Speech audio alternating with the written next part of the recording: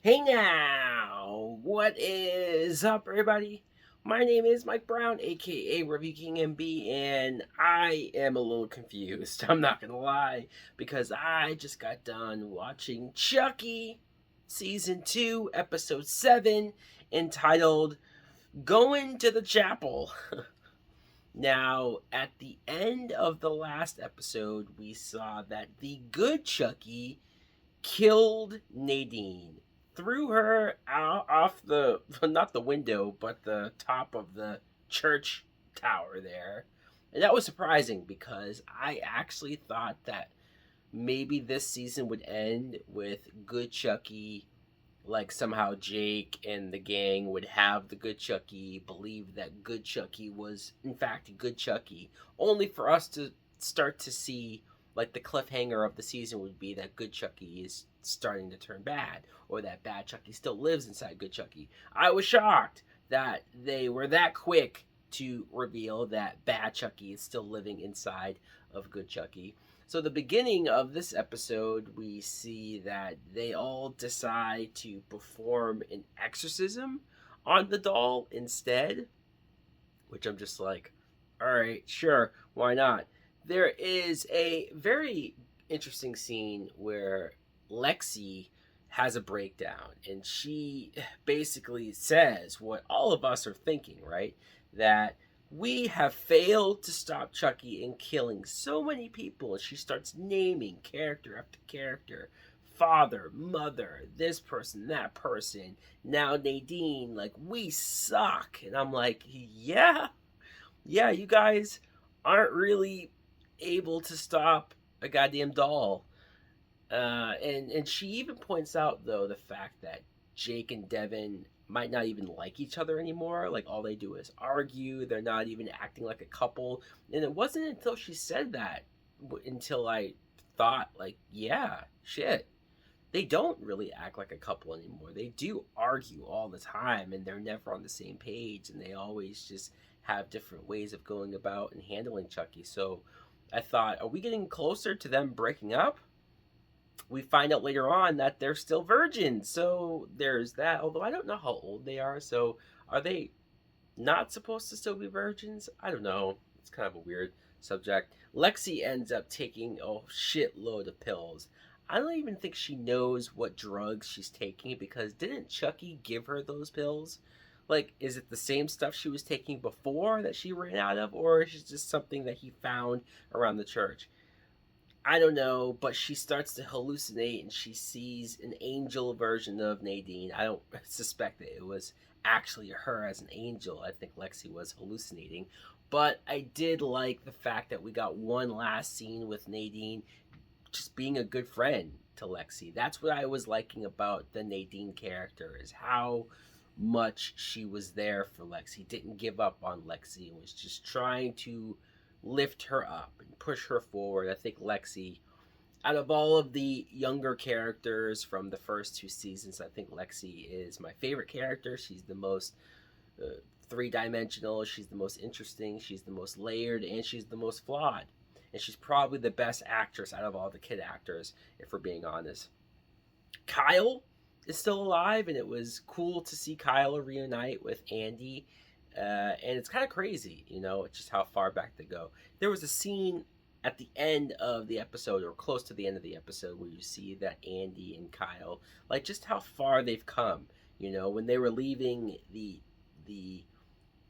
church, school, whatever, together, and then they flash back to the end of Child's Play 2 when Andy was a little fucking boy and they're leaving together again. It's like it's full circle. It's right back to where they were. So that was a nice moment.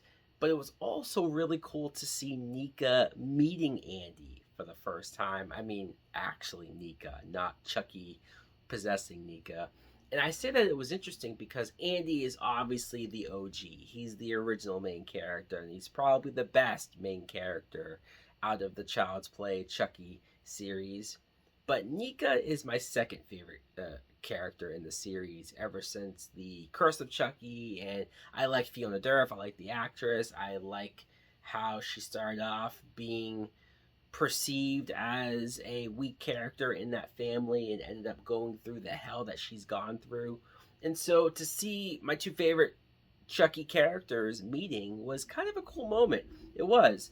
Andy needs to cut that goddamn hair and shave the beard, though, because Kyle's right. He does look like Jesus. And, okay, so there is a funny moment when Devon Sawa, he says that he needs to call the Vatican and get permission to do the exorcism. It's a funny beat because he's on the phone. You can't hear the other people on the line, or other person. And he's like, I agree. Yes, I would have it no other way. Yes, okay. Hangs up the phone, and he says, all right, so I've been excommunicated. That made me laugh. That was actually a genuinely very funny moment. Clearly, whoever he was talking to did not buy the story. Did Devon Sawa actually say, I need to perform an exorcism on a doll? Like, how much did he tell them that he was actually going to do? And then you get confessionals, a series of confessionals shown throughout various different points. The Andy confessional was very interesting because Andy flat out admitted and said that he doesn't know who he is without Chucky. He's afraid of the time period in his life where Chucky is not involved. That was a very honest and open moment for Andy, and it's very interesting because Andy is synonymous with the Chucky character. Is Andy all that interesting without the Chucky character? He spent his whole life hunting and trying to kill this goddamn doll. Let's switch back over to Tiffany, along with Glenn, and she has the Jennifer Tilly doll. You see that Tiffany, obviously, Jennifer Tilly's now wanted for murder, and her mansion's burned down. And so Tiffany, as Jennifer Tilly, can't go anywhere because people are recognizing her, and this is the whole thing. And so she finally decides, I'm just going to put my soul back into the doll's body, which I thought, wow, that's an interesting idea. So we're going to get doll Tiffany back. I'm down for that. I would be up for it. Only for the Tiffany doll, Jennifer Tilly, running out of the car and getting hit by a truck and exploding. So Jennifer Tilly's dead. And that kind of sucks because I feel bad for the Jennifer Tilly character, given everything that she went through, obviously, in Seed of Chucky, but that was more comedic.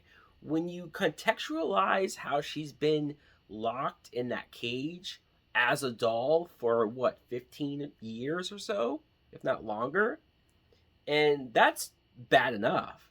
But then Jennifer Tilly, in the doll, watched Tiffany kill her own sister, which was fucking brutal. And then she's even in the backseat crying because she's like, my life sucks, and if we do swap bodies, I'll get to be Jennifer Tilly again, but now I'm a criminal, so great, I'll go to prison. It's like, man, this sucks. And now she just ends up dead. So, well, there goes the real Jennifer Tilly. She has passed. That does suck. The moment when they started to do the exorcism on Chucky, and the Chucky doll has a great line where he says, you think I'm afraid to go to hell? I'm from Jersey, bitch. That was another laugh out loud moment. I appreciated that. And the exorcism was pretty fucking insane. Between the doll rising and levitating in the air, and then his soul somehow transferred to Devon Sawa's body. I'm not going to pretend like I'm an expert in exorcism or souls or possession or how all that works. Every exorcism or possession movie, it does seem like they just possess people easily. So why Devon Sawa? Well, he is the tallest man of the group, I guess. But it was weird. I was wondering, where is this going to go? Devon Sawa's now possessed by Chucky. And then he was switching back and forth, and Devon Sawa was telling Chucky to go to hell. Now, why did this happen? Why did the body explode? I mean, was that part of the exorcism? Did Chucky inside of him make himself do that? That was a little confusing. They clearly loved that explosion effect, though, because they replayed it like 5 or 6 times. I don't really blame them. It was kind of cool. And then you get a moment when the nun shows up with Lexi, and I am still trying to figure out what the nun's deal is. I know that she thought that the Chucky doll was God, but why? Is she just dumb? Is she just really naive? It's not like even the Chucky doll said, "I am God." It's not even like she just assumed, I guess. A doll walking and talking, I guess maybe she just, well, the only explanation is that it's God. But why? Why wouldn't she think it could be the devil? Like it was such a weird side plot, and it wasn't a great payoff either, because like at first I thought maybe we'll find out that she's working with the psychiatrist, the old lady, and maybe she was. I don't even really know. Is that clear? Either way, so the evil Chucky doll, after Nika put the version of Chucky inside of her back into the doll, which Nika had also a nice acting moment. Fiona Dourif in the confessional. I'm just like, man, some of these actors. Devon Sawa had a great confessional scene where he was sort of coming out and admitting that he was repressing himself when he became a preacher and he was struggling with all this stuff. And I'm just like, holy shit, not only is this an intense backstory for this character that you didn't really care about before, but Devon Sawa giving a great performance here. Too bad his character had already died by the time we're seeing this scene.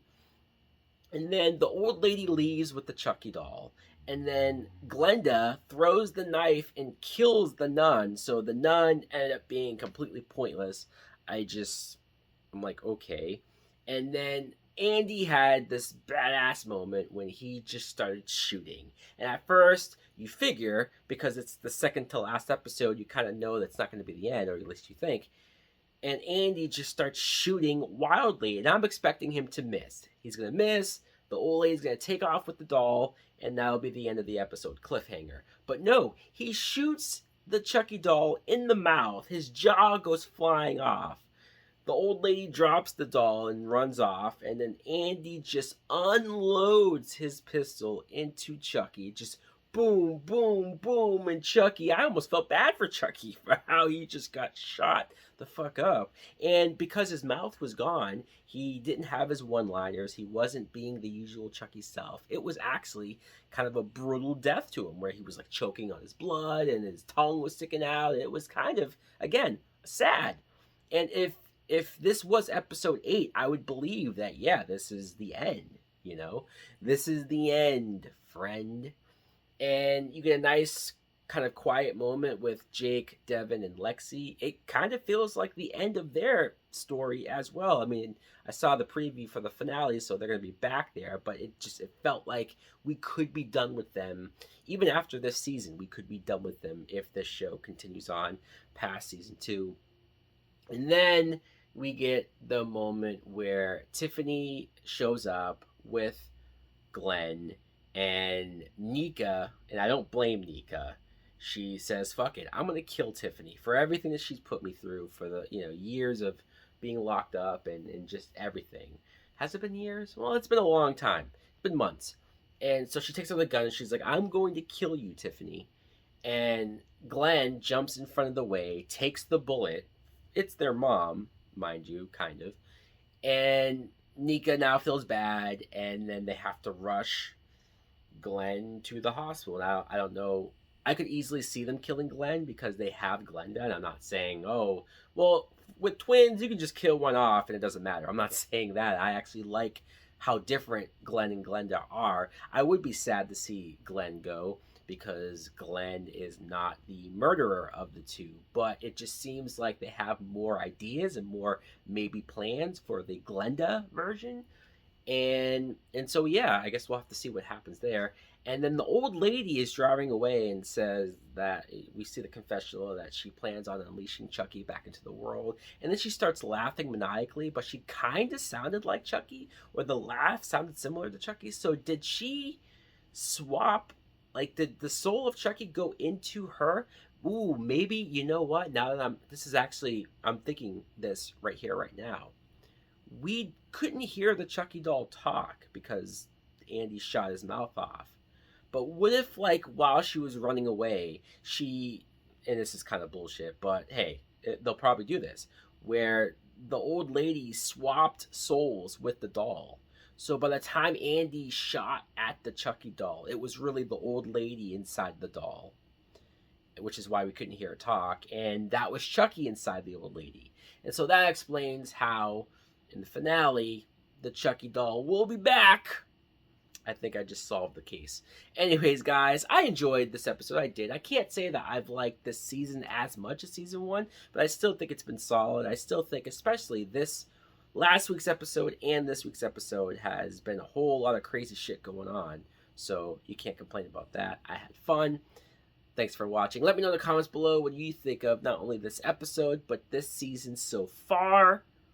Thanks for watching. Stay tuned for the finale next week. Like, comment, subscribe. Later!